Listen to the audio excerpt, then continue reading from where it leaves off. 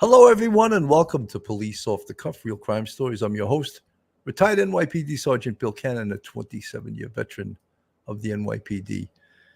Folks, we've covered a lot of material on the July 13th attempted assassination of Donald Trump, but what we haven't covered much of is the person at this rally who lost his life during this attempted assassination. That's Cory Comperatore on the screen. A father, a hero. He died protecting his family at the Trump rally. In fact, he died protecting his daughter, Kaylee, who was right next to him, who right before he was shot in the head, he moved her out of the way, split seconds before. And I think that's an important thing to mention. What defines you? Who are you? When the media wants to define who you are, who is Cory Comperatore, And one of the things we know, he was a firefighter, a father, and of course, a hero. But the most thing I think he probably would have wanted to be remembered for was to be a father. So a father's last act was shielding his family from the gunshots. And relatives and friends described Cory Comperatore, who was fatally shot in the Trump rally, as a devoted father who served as a volunteer firefighter and loved to fish. When a gunman fired shots from the roof of a nearby building, Mr. Comperatore threw himself over his family members to shield them, according to the governor, Josh Shapiro. Mr. Comperatore was shot in the head and died at the scene. 2 other rally attendees were critically injured in the shooting. Officials said Mr. Comperatore's sister, Dawn Comperatore Schaefer, confirmed his identity on Sunday. We watched him die on the news, she said in a phone interview through tears. That's how we found out. The governor, Mr. Josh Shapiro, a Democrat, said on Sunday that Mr. Comperatore died a hero, adding that Cory was the very best of us. Mr. Comperatore of Sarver, Pennsylvania, had 2 daughters, Allison, age 27, and Kaylee, age 24. And Kaylee is the one that he attempted to save her life, and perhaps in doing so, cost him his own life. At the rally, a Dr. James Sweetland, an emergency room physician who was at the event, rushed to help Mr. Comperatore after he was shot. He said Mr. Comperatore was lying in a pool of blood, and 2 people helped lift him onto the bench so he could give CPR. Someone else put pressure on Mr. Comperatore's wound above his ear, but Dr. Sweetland said there was no pulse. 2 Pennsylvania state troopers helped lift Mr. Comperatore onto a stretcher. Just absolutely tragic, an event like this. And how many great American heroes are there that maybe their only heroism is going to work every day and feeding their family and doing the right thing and taking care of their wife and their kids and being a good citizen, being a good friend. All of those things, in my opinion, make people, citizens of this country, heroic characters. Heroic because they're living their lives and they're doing the right thing. And I find that to be heroic in itself. And the fact that under gunfire, under battle, he thought first of his daughter and not of himself. We all want to think that under fire, we're going to be brave and act bravely and act heroically. But you know something? Not everyone does. So I think that we owe it to Mr. Cory Comperatore to salute him and to praise him and to remember him for the hero, the father, the volunteer fireman, and the fisherman. Yes, the fisherman he was. That's what he loved to do. So, folks, hold on to your hats, hold on to your opinions, hold on to your loved ones. hold on to your love for police off the cuff, because you're about to enter true crime from a police perspective. You're about to enter the off the cuff zone, the police off the cuff zone.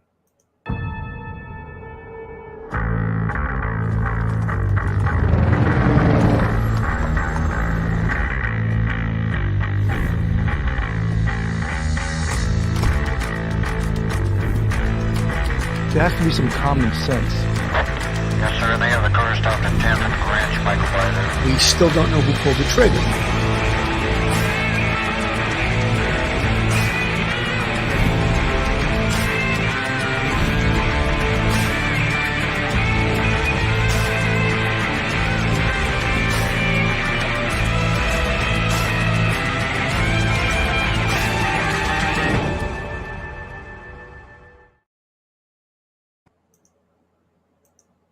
You know, yesterday, the wife of Cory Comperatore and his daughters were interviewed by WTAE in Pittsburgh.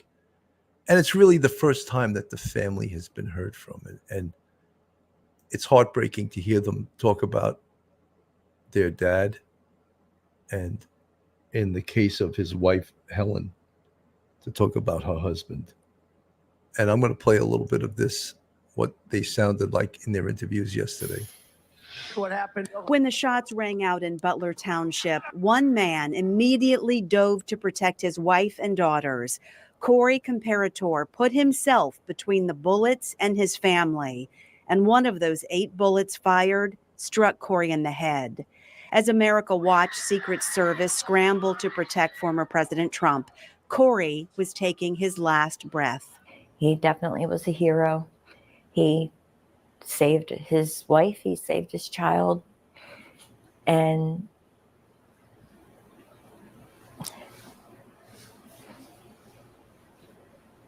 he was just the best guy. He was just the best.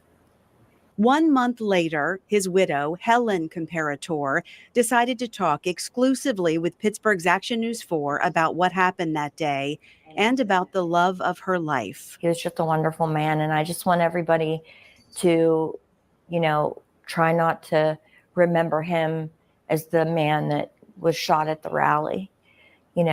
Just try to remember Cory as, he was a great man that was a great father. He was a great husband. Helen and Cory married 29 years ago. They were childhood sweethearts. They started dating as sophomores in high school. It was Valentine's Day. Cory showed up at my house with a dozen of red roses. So we just started dating. I said, "Does this mean we're dating?" He said, "Yeah, I think so." I said, "Okay." They eventually married and had 2 daughters, Allison and Kaylee. They were also at the rally with their parents that day. They said their dad was thrilled to be going to see Trump in person for the very first time. When the shots rang out, Cory yelled for them to get down.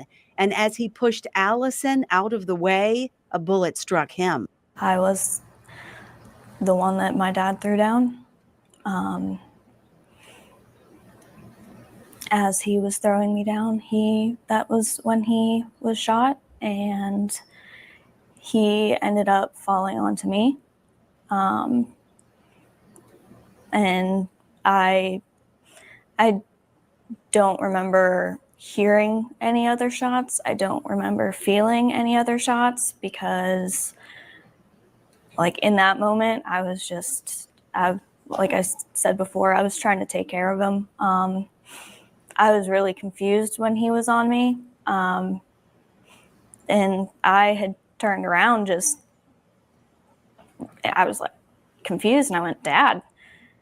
And when I turned is whenever he fell down, and that's when I started screaming, and I was instantly I was trying to keep him from bleeding. I started screaming, but in my head I kept saying, wake up, this is a dream, wake up. And then you realize it's not a dream, and you feel like your whole world is just over. But Helen doesn't want Cory to be remembered for this tragedy. At 16 years old, he became a volunteer firefighter and eventually a fire chief. He loved his 2 rambunctious Doberman pinschers. but his passion was bass fishing. And she shared with us his favorite fishing spot, a place they went every weekend together, even in the rain. His answer always was, well, the fish are wet, they don't care. But they told me most of all, he was the best girl dad. He would put my hair in braids if I wanted my hair in braids. And when I was doing competitive cheer, he was the cool dad because he could do back handsprings. So, and as soon as everybody got wind of that, it was, you know, he had all these little girls begging him to go up and do these back handsprings on the tumble track. Corey's firefighter gear was displayed at the Republican National Convention, which was a special honor. That was an honor. That was a big honor. You know, no matter what political your persuasion you are from, if you're a Republican, you're a Democrat, people came to this rally because of our democratic process of, you know, voting, free elections to support the candidate of their choice. And someone took it upon themselves to try to destroy that process by attempting to assassinate a former president. And as a result, really, in my mind, and I don't know if you all feel that way, that a true American hero was killed, Cory Comperatore. And that line you see in the thumbnail, father, hero, died protecting his family at a Trump rally. I could have added more things in there. Firefighter, fisherman, citizen, husband, all of those things that make us who we are and make us human to each other. And then, of course, you see in the upper right of that thumbnail, the Secret Service failure, which this day of July 13th, 2024 will always be remembered for that Secret Service failure, the failure to protect, the failure to see that there was danger afoot, to failure to take action, to prevent this impending shooting that actually occurred. All of those things we will remember from that day, July 13th, 2024. However, the family of Cory Comperatore will remember that they lost their father. They lost their hero. The local fire department lost their chief. And Pennsylvania lost a citizen, a great man. And I don't say this lightly. He's an American hero. Yeah, that was a big honor. So I'll tell you why. All day at the rally, my husband kept saying, he's going to call me up on stage. You're going to hear him. He's going to say, Cory, come on up here. Cory, get up here. He was just joking, you know, obviously, but he kept saying that. You're going to get up. You know, he's going to call me up on stage. And we were all like, there's his moment. He's up on stage. So, yeah, he got his moment on stage. people across the country have sent their support and prayers. There have been prayer shawls, wind chimes, and so many cards. Tears are flowing from Americans and other countries. A GoFundMe has raised millions of dollars for the family, but as grateful as Helen is for the money and the support, she knows it will never bring Cory back. I talk to him anyway, and the only thing that ever comes out of my mouth is, I'm sorry this happened to you. But I know he would want me to get to the bottom of it. I know he would. To get answers to what happened, she's hired an attorney to help her find answers and get justice. I want justice for my husband, and I'm going to get it. They specifically want answers from security at the rally. I just want them to know that I really think my dad's blood is on their hands, and I hope they wake up every day thinking about what they took from our family, because we have to wake up every day and see that image of our father in our head. And no child should ever have to see that. Michelle Wright. So, it's so heartbreaking to hear from the family and to hear what they've gone through and are going to continue to go through. And as this investigation continues, we keep finding new things out. Yesterday, and I just became aware of this today, that yesterday a huge piece of news came out that a butler reports as a butler SWAT operator's shot delayed Trump from getting shot from Thomas Crooks, as the shot taken from 100 yards away hit Thomas Crooks's gun, and the gun splintered and hit him in the face. And that delayed him a bit from shooting. I'm going to play this because it's really amazing. I just found out about this today. So as this investigation continues, we continue to learn new things. That a local sniper likely saved lives at former President Trump's Butler rally last month when his single shot, fired from a football field away, hit the attempted assassin's gun. Good evening. Thanks for joining us at 11. I'm Ken Rice. That shot is said to have delayed shooter Thomas Crooks just long enough for Secret Service snipers to take a cleaner shot. KDK's Jennifer Barresso has new details from a report just released by Congressional investigators. Jen. Ken, we first reported that this local...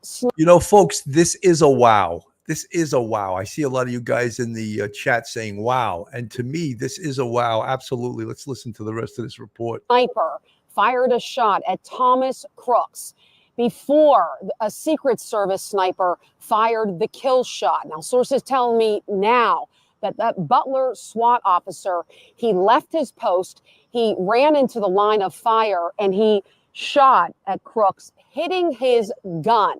Now, the Louisiana Congressman Clay Higgins report says that shot was about 100 yards away, and it hit Crooks's rifle stock and fragmented into his face, neck, and right shoulder area from the stock breaking up. Crooks went down, but recovered after just a few seconds and popped back up. Sources close to the attempted assassination tell me they believe this happened and prevented more carnage. Now, Congressman Mike Kelly, he made that report public today. I talked to him about what he's learned in this bipartisan task force that he's in charge of. I look at that, and so the faith and trust and confidence the American people have to have has been shaken so badly. Republican Congressman Mike Kelly, a Butler native and chair of the U.S. House Task Force investigating the Trump assassination attempt, was at the rally that day. And a month later, he still has more questions than answers. Well, the one thing we know, if they can't give you a definitive answer, it's because there was no definitive plan. 2 weeks earlier, Acting Secret Service Director Ronald Rowe Jr. testified before Congress. He put up this picture of the AGR roof, insisting local counter snipers inside a nearby building should have been able to see the shooter, Thomas Crooks, on top. Looking left, why was the assailant not seen? When we were told that building was going to be covered. But as KDKA has reported, local law enforcement working the rally say they told the Secret Service they didn't have the manpower to do it. I was disappointed, first of all, that somebody in that position would go ahead and make this supposition and say, well, here's the problem. The local guys didn't do their job. Law enforcement came in to help out that day, not to take the place of the federal agents that were there. We've been telling you for weeks, 8 minutes before the shooting, officers saw Crooks moving between buildings at the AGR complex. That information was sent from the county command post to the Secret Service's separate command post. There's something going on in this building. At the same time, David Stewart's video shows panicked police and troopers with guns drawn, searching for Crooks while Trump is speaking on the stage. Why do you think they did not take former President Trump off of the stage at that point? I have absolutely no idea. Who in the world didn't have the common sense to just say, the only target there would be the president, the former president of the United States. Police couldn't get to Crooks before he fired 8 shots, injuring Trump, David Dutch, Jim Copenhaver, and killing Cory Comperatore. If they were suspicious of somebody being there that shouldn't be there, just keep him back. Cory would be alive today. The other 2 men that were wounded would not be wounded. The president would not have been wounded. Another part of Higgins' report confirms our own reporting that Butler ESU laid aside radios for the Secret Service to pick up, but that they never picked them up. Now, Congressman Kelly, his task force, they requested documents from several federal agencies on Monday, and they're requesting a briefing to bring everybody up to speed. Reporting live, Jennifer Barrasso, KDK TV News. Unbelievable, right? Is that smoking gun stuff? I think it is. I mean, first of all, as I preach all the time, investigation takes time. So this is more than a month since the occurrence. The occurrence was July 13th. Today is August 17th. So this is just coming out. There were sort of rumblings that a local sniper may have fired at Crooks, because all the conspiracy theorists were saying, oh, you could hear from the sound, there's more than XYZ amount of shots. And whoever did that investigation was correct, but we didn't know. At least 2 Secret Service snipers fired, and now we know that the Butler Emergency Service sniper fired. So there's 3, and number 4 would be the 8 shots that Thomas Crooks took. So, you know, one of the things that disturbs me about this case is, and right from Director Cheadle, when she first testified, there she is up on the screen, she didn't seem believable whatsoever. And that little thumbnail there, the Secret Service Director's testimony before Congress, unprepared, unconvincing, and unbelievable. All of those things, all of those uns. She was unprepared, unconvincing, and unbelievable. And they seem to me like a Mickey Mouse agency. And then when the new, or acting director, they call him, Mr. Rowe, when he starts pointing the finger at the local police, they told us, it's like a little kid, oh, I'm blaming it on Johnny because we screwed up. That's pathetic to me. That's absolutely pathetic. It's clear that the Secret Service was in charge at this location. And the Butler police, yes, they had a role, but they weren't the lead agency. And so many screw-ups occurred. Like Thomas Crooks going into this rally. And he had a rangefinder, and they didn't find that to be suspicious. Oh, yes, people bring rangefinders all the time to political rallies, and we just let it. Well, then, you know something? If you find that suspicious, or you don't find it suspicious, take it from them. We'll give this to you when this rally's over. How about that? Is that fair? What do you think? And, you know, Trump paid tribute to Cory Comperatore, and I'm going to play a little bit of that. The shooter claimed the life of one of our fellow Americans, Cory Comperatore. Unbelievable person, everybody tells me. Unbelievable. He was a highly respected former fire chief, respected by everybody. Was accompanied by his wife, Helen, incredible woman. I spoke to her today, devastated, and 2 precious daughters. He lost his life selflessly acting as a human shield to protect them from flying bullets. He went right over the top of them and was hit. What a fine man he was.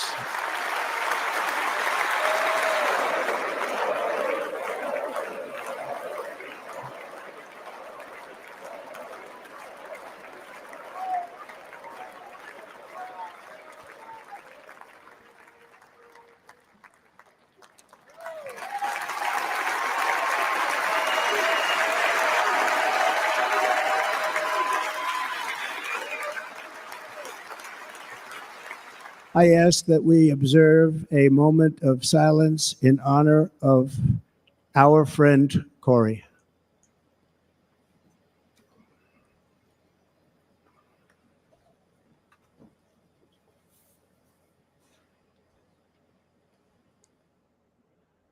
That's the moment of silence. That was Trump's salute to Cory Comperatore.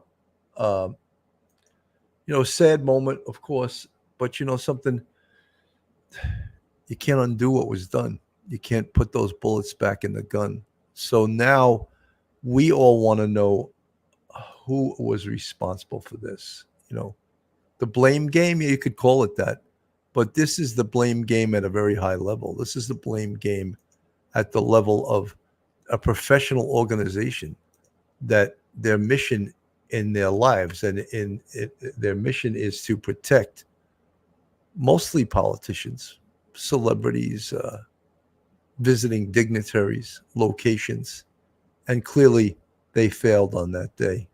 A firefighter who was killed protecting his family during the assassination attempt on Donald Trump.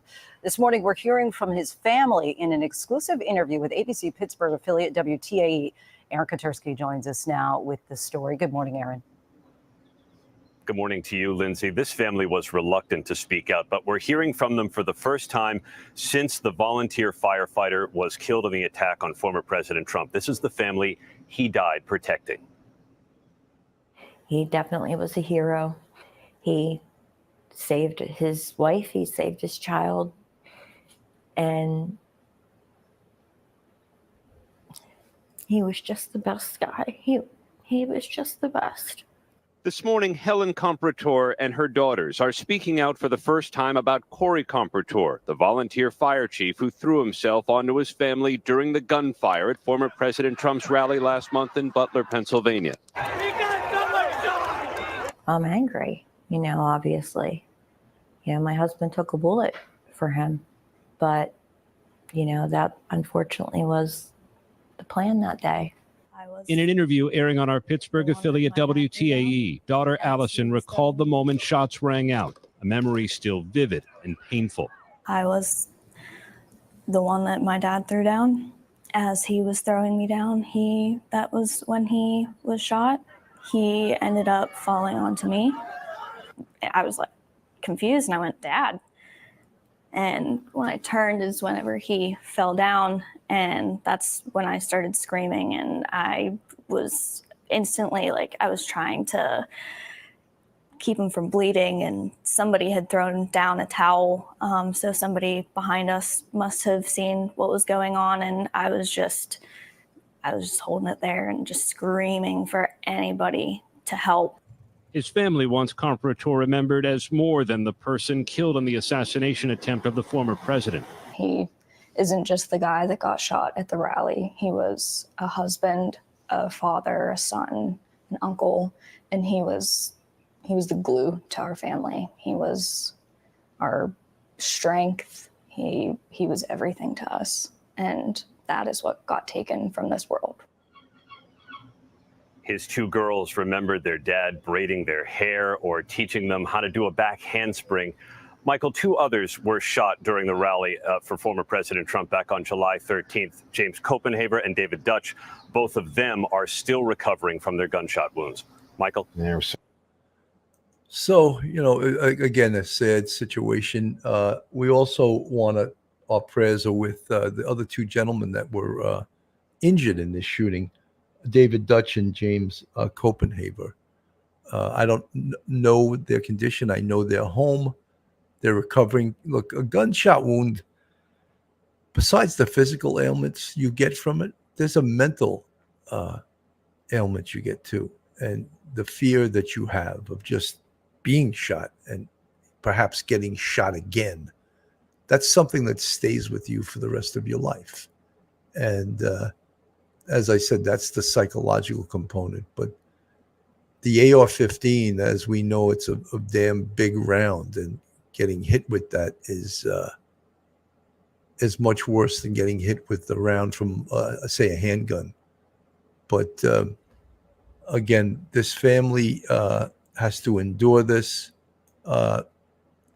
We're hearing a lot of the blame game, of course. The new body cam shows police response to the Trump shooter. We've seen a lot of that. The fact that I think they had a full 2.5 minutes to respond to this guy. They felt he was suspicious and he was walking around, and they lost sight of him. Security breach, security failures, security errors.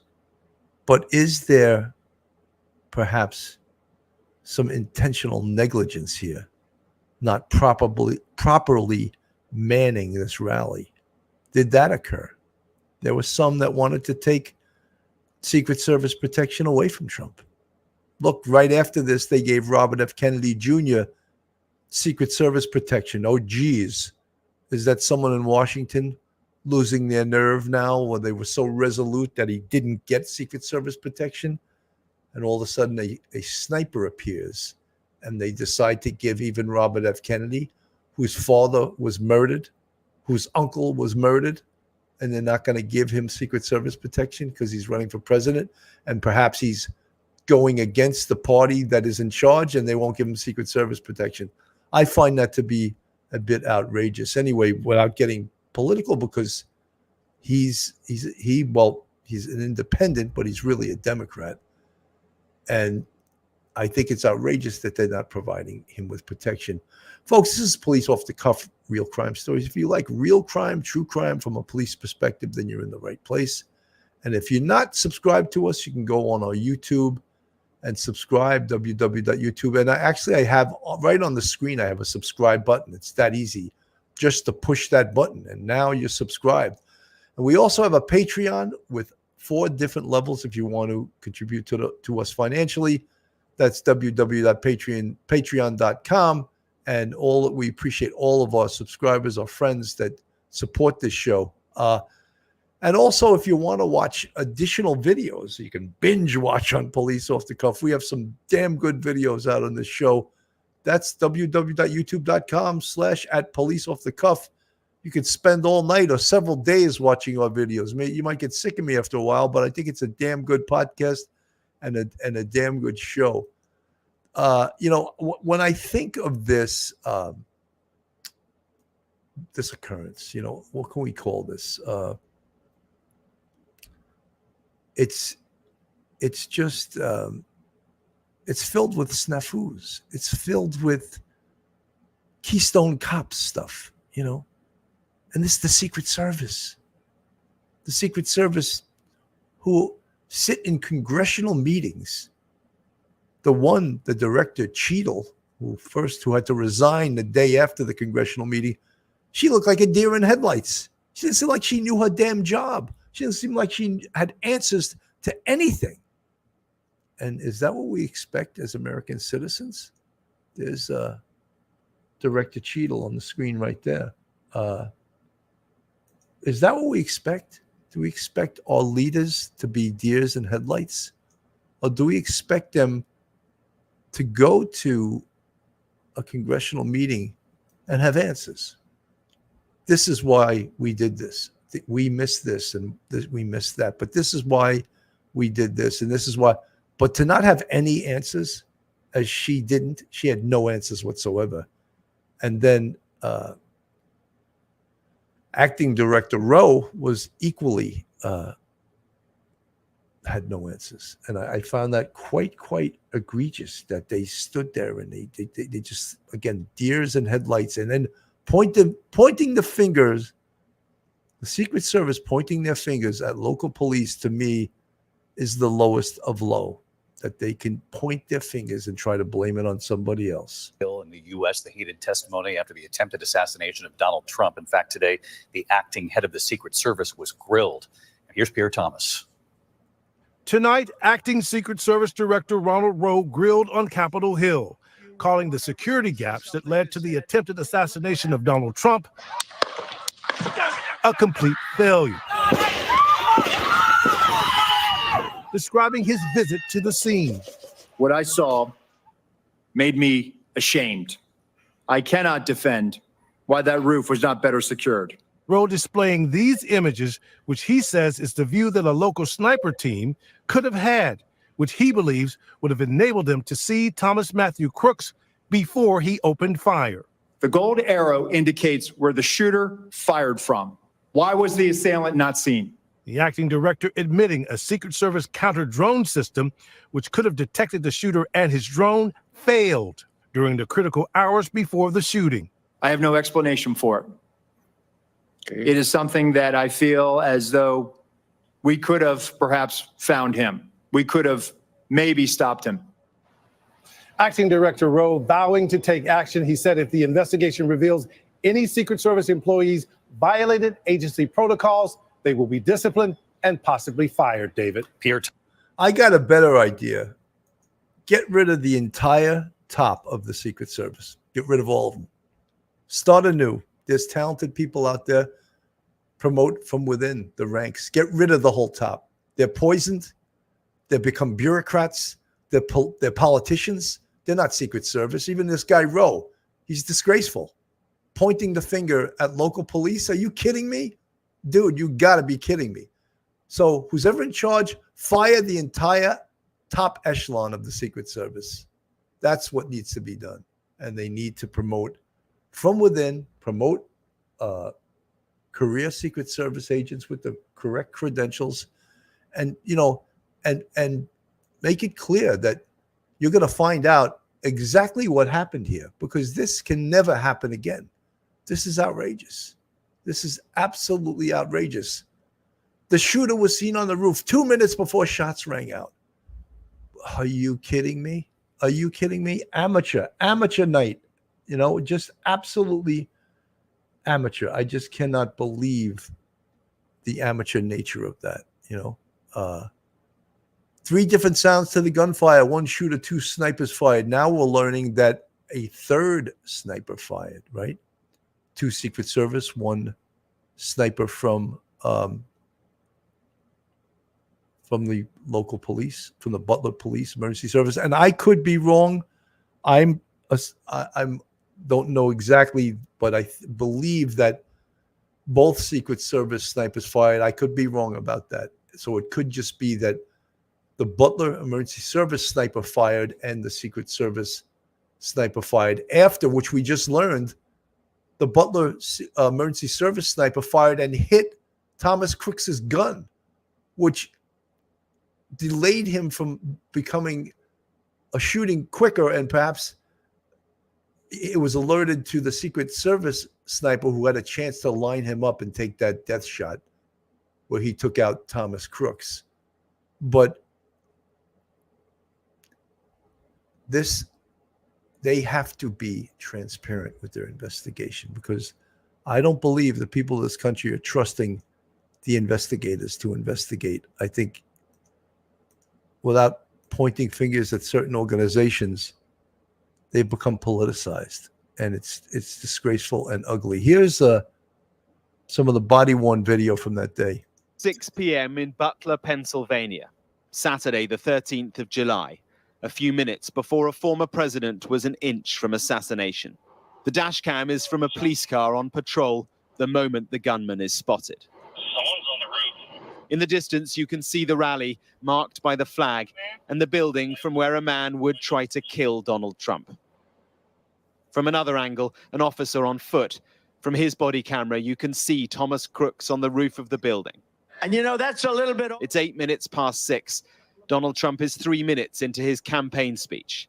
He and the crowd unaware that a gunman has already been spotted. Another body cam and another glimpse of the moments before the shots were fired. The footage is mute. It's 10 past the hour, 1 minute before the former president would be shot. An officer tries to get onto the roof. The camera angle doesn't show it, but he sees Crooks, who points his gun at him. The officer drops back down. Another angle, a dash cam. It's 11 minutes past, and the shots are fired.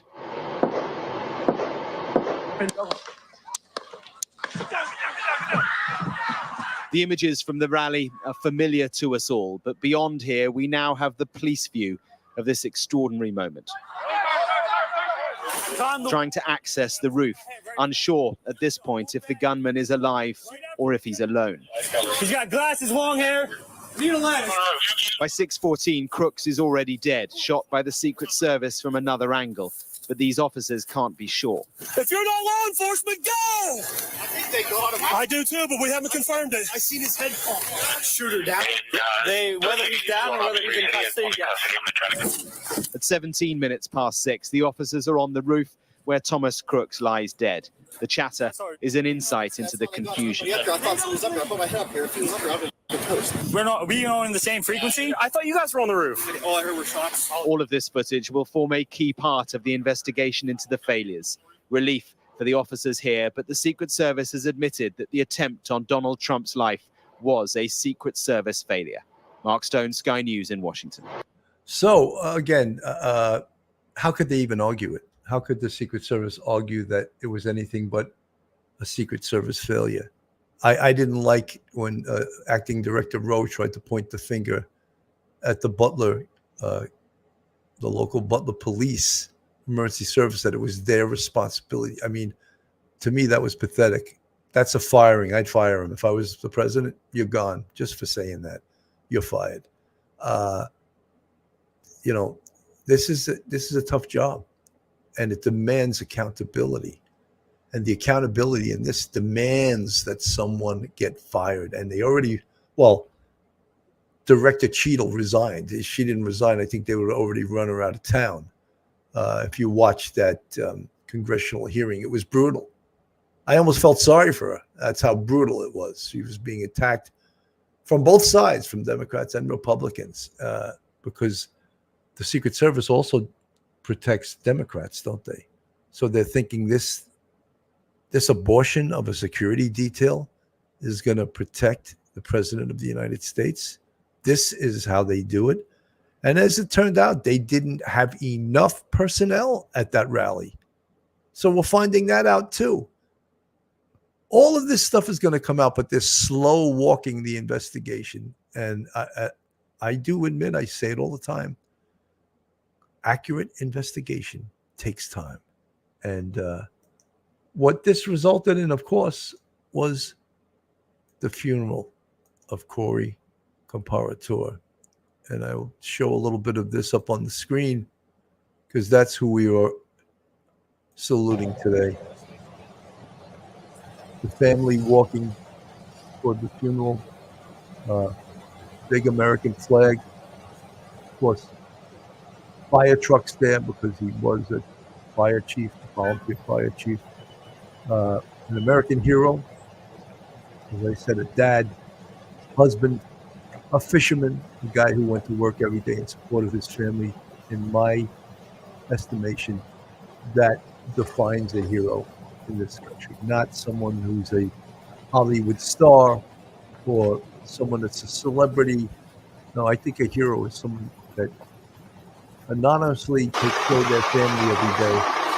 And we're seeing the procession with all of the limousines, EMS, the fire department. It's a scene to see. I've been to so many police funerals in my police career. There's something to see. However, you would prefer not to have to go to them. It's the same way in this, is that here's a man that lost his life just taking part in the democratic process of attending a rally for the candidate who he supports, and an active shooter specifically targeting a former president was allowed to bring a rangefinder and disappear into the crowd and get up on a rooftop, a perch, where he fired 8 shots from an AR-15 light rifle. And the investigation right now, there's many unanswered questions. We would like to know what the hell happened here. Fuzzy Doxy exactly needlessly lost his life. Cory Comperatore. Two girls lost their dad. Helen Comperatore lost her husband, and the community lost a very solid citizen who also happened to be their volunteer fire chief. I think this is very powerful to watch this. He was saluted. There's a huge American flag on the top of 2 fire department ladders that are making sort of like a teepee, and the flag is hanging from that as the procession winds towards the cemetery. From the chat, Billy Girly Girl, God bless his family. It breaks my heart that he lost his life in such a senseless murder. 100%, absolutely.